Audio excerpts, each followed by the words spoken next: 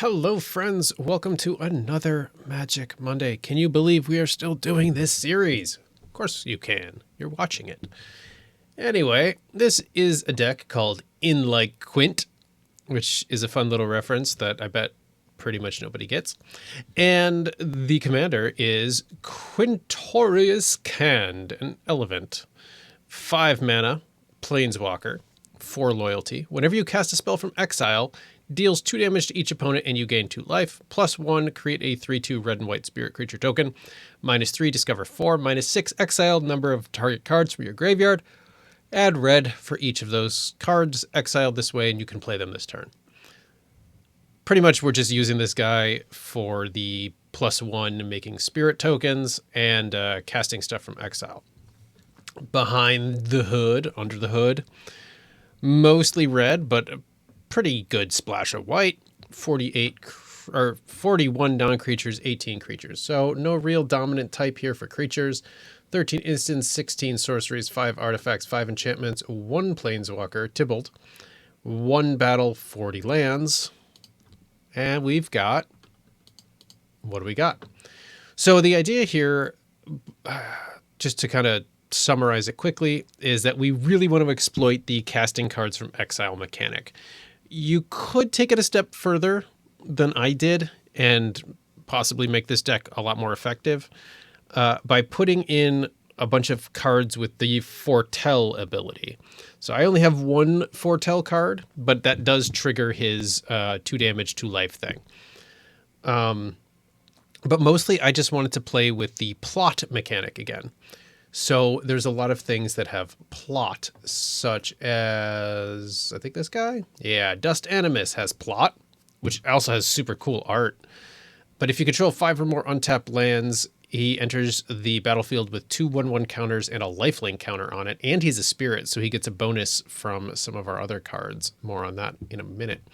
So the idea is to plot stuff and then cast it for free from exile the next turn, which deals 2 damage to our opponent. We gain 2 life.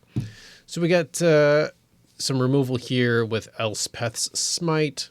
We've got Ephemerate just to protect our stuff. And when we rebound it, it's being played from exile, so we can trigger our commander. Requisition Ray just for some removal. Faithless Looting has Flashback, which, whatever. I mean, it's just kind of a fun card with horrible art. I hate this art so much. Shock.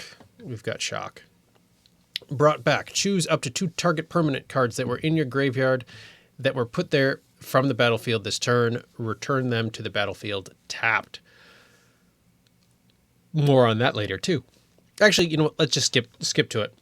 Along with Quint here as our commander, we have his version as the field historian. Spirits you control get +1/0, and whenever 1 or more cards leave your graveyard, create a 3/2 red and white spirit creature token. That's where the flashback comes into effect. And then the other Quint is a 3/5 with vigilance. At the beginning of your end step, exile target non-creature, non-land card from your graveyard, create a spirit creature token. And for 3 mana, sacrifice a spirit, choose target card exiled with Quint, and you may cast that card this turn without paying its mana cost. So you are exiling stuff, which is going to trigger the commander. And you can reuse a whole bunch of different instants and sorceries. So there's kind of like the bigger theme. I mean, they are all 5 mana cost, so it is a little expensive to do it. But that's kind of what I was going for, is like, let's build a deck around Quint and plot.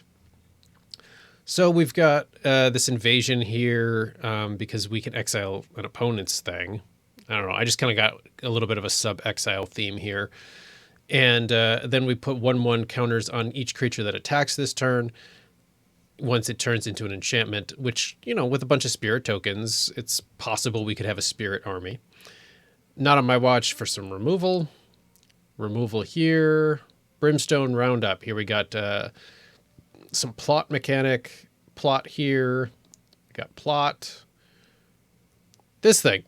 This is an interesting creature. 2/1 first strike, enters the battlefield, exile target instant or sorcery from an opponent's graveyard. You may cast it this turn, and mana of any type can be spent to cast that spell. So we could actually use our opponent's graveyard to our advantage as well, and also trigger our commander. Electrostatic Blast, which is just a nice reusable instant.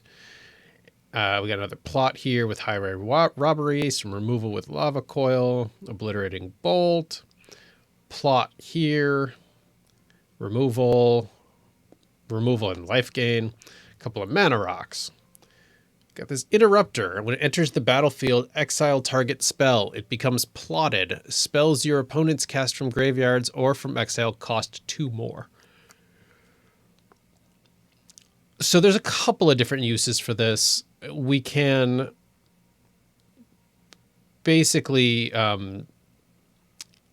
if something that we have is going to get countered, we can actually exile our own spell and make it plotted. But really, I just pretty much any red or white card from the new set that has plot in some way, shape, or form got dumped in here. Citywide Bust to get rid of big toughness creatures. This is nice to search for a legendary card like Quint. We got plot with this knight. Plot here.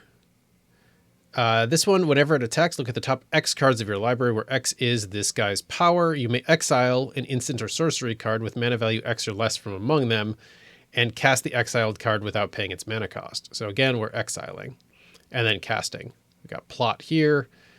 This is just to get rid of those annoying Heliods. Squee can be cast from graveyard or exile. So if anybody tries to get rid of him, we just bring him back anyway and trigger our commander.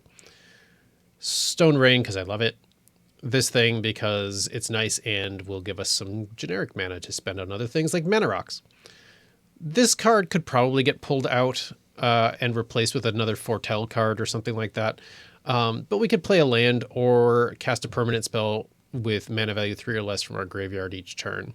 So, and there are a couple of permanents with mana value 3 or less. So it does have its uses, but if you were looking to tweak this deck as like you want to play this deck, but you want to make your own changes, I would say take this out and put it in a Foretell. Settle, because it's a nice removal card. Whenever you next cast an instant or sorcery or activate a loyalty ability, copy that spell or ability twice. Stingerback Terror is cool and has plot. This is cool because instant and sorceries have lifelink, and at the beginning of your upkeep, exile an instant or sorcery card at random from your graveyard, and you may cast it this turn. So we get lifelink from our stuff, and we're triggering the exile mechanic again, which is fun. Removal here, removal here, removal here. We have no real qualms at clearing the creature board, particularly. Plot here with this guy. Tybalt. This is my favorite combo in the deck, believe it or not, is Tybalt and Quintorious, because +1, add 2 red, draft a card from his spellbook, and exile it. Until end of turn, you may cast that card. So essentially, if you get these two guys out, you can trigger that ability every single turn, keep throwing creatures on the board, and keep damaging your opponent directly and gaining life. Love that. Virtue of Courage.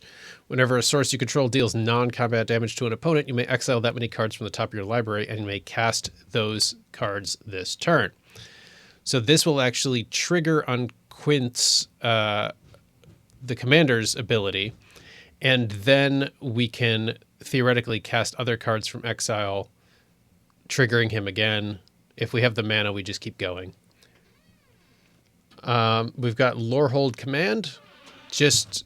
Sorry about the squeaky door. We got Lorehold Command, where we can make a spirit token. We can give them indestructible. It's just a flex card.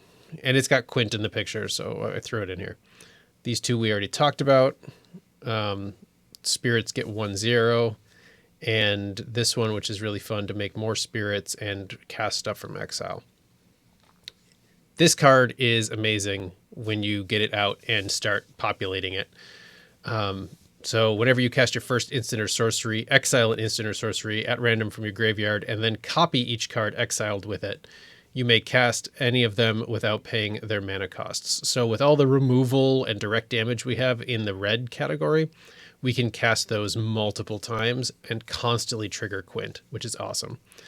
Atali, same idea. Every time he attacks, We're exiling a card from each player's library and cast them without paying their mana cost, which triggers Quint, which is a super fun little combo. This disgusting beast, whenever you cast a spell from exile, copy it. If it's a permanent, the copy gains haste and you have to sacrifice it at the beginning of the end step. But because we do so much casting from exile, this thing will actually trigger quite a bit. It's just gross. Approach of the Second Sun, because if I'm going to copy a spell from anywhere, like, well, why not this one? I put in Portal to Phyrexia because we actually get a fair amount of mana with this deck. That's one thing I should say, actually. There's only 3 games in this week's episode because this is it's not a burn deck by any stretch. It is a long, drawn out, like, you're looking for a good game deck. If you're playing against burn, you're probably going to have a hard time. But if you're looking for like a good, like, chess matchy kind of game, this deck is super fun. So 2 of the games in particular are rather long. So we only have 3 games in this video. But because of that, we do end up getting a lot of mana, and Portal is just a good card. And we got Banefire for some direct damage. We got Electro Dominance for direct damage, and that lets us cast a second spell without paying its mana cost. And Finale of Promise, that lets us exile a card from sorcery or instant from our graveyard and then play it. And if X is 10 or more, we copy it twice. So we could trigger Quint a whole bunch of times. And then we just have our normal array of lands, including this thing that ideally we get to make one of our Quints indestructible, but whatever, it's just there. And a bunch of these dual colored lands that do various bits of stuff. So that's the deck. I hope you guys enjoy this video. I had a lot of fun putting this deck together and testing it. And I had a lot of fun with the games that you are about to see. So as always, if you enjoy this video, please consider giving it a like. Leave a comment below, and I always do my best to respond to every single comment I get on every video. As always, be kind to yourselves, be kind to each other. Now we'll get to the games.